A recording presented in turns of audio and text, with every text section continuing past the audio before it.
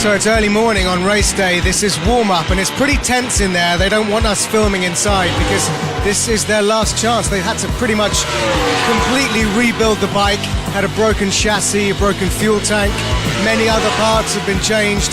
So they don't know.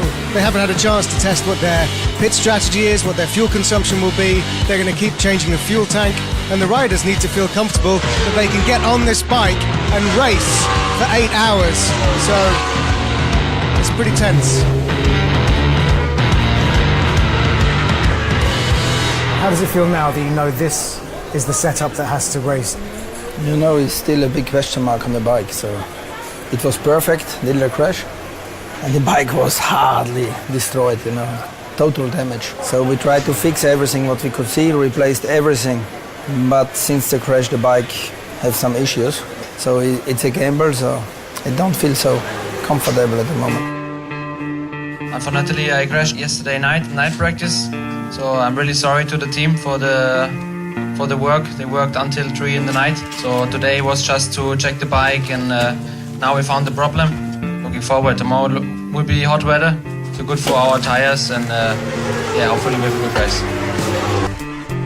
Just the main frame is still this from the crash, because these they like normally this frame. So we have 2 identical bikes, but they like one more than the other one. We have a spare bike, but every bike have a character, and they like this character more, so it's our race girl. But even after dozens of crashes over the years, this team's backbone is still strong.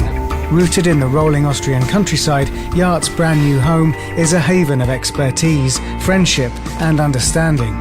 Not least from team manager and founding father, Mandy Kainz. Biggest crash what I have and what was ended my career. I was last. I still wanted to win a sprint race. I came back to 2nd place and then I had a huge crash. It was 7 months in hospital and to learn to walk again and everything. So I love the sport so much that I decided to found a team in 2000. Early stages I tried to race myself, but it was too painful, and to organize everything, to be truck driver, manager, everything in one person is quite impossible. So, and step by step we improved. We got access to better rider, better material, better rider.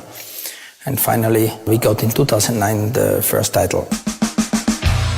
Today, a 2nd title is still on the cards as the championship roars on at a searing hot Slovakia ring.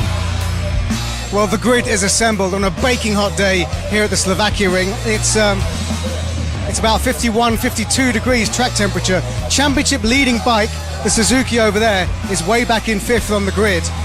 In 2nd on the grid is the GMT 94. They're 2nd in the championship. And 3rd in the championship, the Kawasaki isn't even here. So a real chance for the Yacht team to make up some places in the championship. Here's the bike in pole position. Let's see if we can dive in behind and have a quick word. It must be great to be on the front row of the grid finally this year. And what can you do off the front? Yeah, you know, it's really nice to get a pole, but, you know, it's a 8-hour race, so after the start it doesn't really matter so much, but it's good to be at this end of the grid. So. And finally, obviously the bike had quite a major rebuild. In warm-up, did it feel good? Did it feel right? Yeah, no, it felt really good again in warm-up. They found a broken part on the bike yesterday, which was really good, and we found the problem, I think, so this is really positive, and felt good this morning, so all riders were fast, so it's a good thing. Starting from pole, Brock Parks immediately begins to hunt down fellow Aussie Josh Hook, who took off like a bullet. Within half an hour, he has a clear track in front of him. 3.8 seconds behind, a storm rages. It's time for the first pit stop. Time for Kota Mazane to step up. Kota, absolutely loving this tricky sweeping track, has been blazing fast from the first practice sessions and sets off in full ninja mode, only for a safety car to pull up and wipe out his advantage over GMT 94. Undeterred, Mazane retakes the lead before handing over to Marvin Fritz and heading for the pool.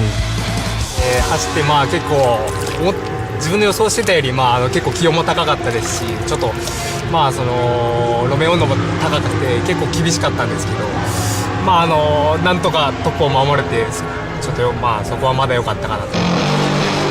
Little does he know, a titanic struggle is about to unfold on the other side of the pit lane. Not quite in touch with the brakes on the new bike, Marvin hits the gravel twice during his stint. The team grit their teeth and cross their fingers as Brock Parks is sent out to save the day. It's still possible. But, as you know, endurance racing has a soft spot for drama.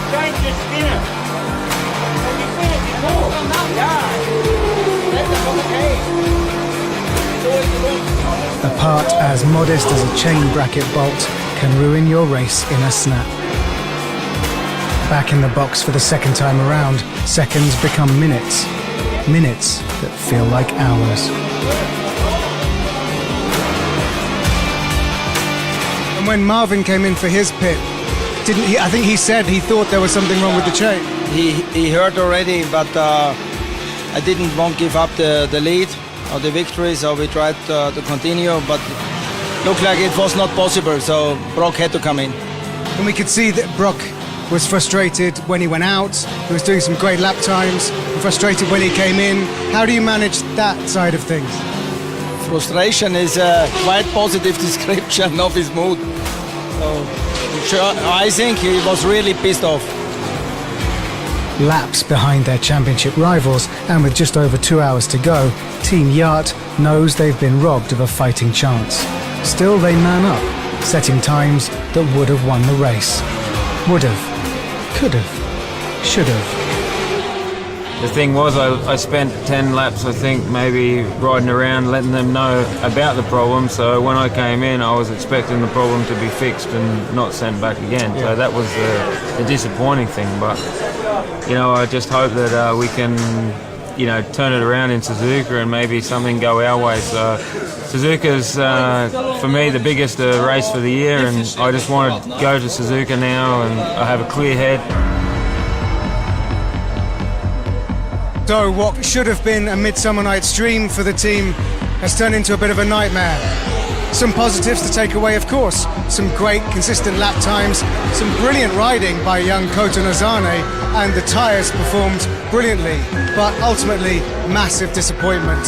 I guess we'll have to wait until the land of the rising sun to get that elusive win.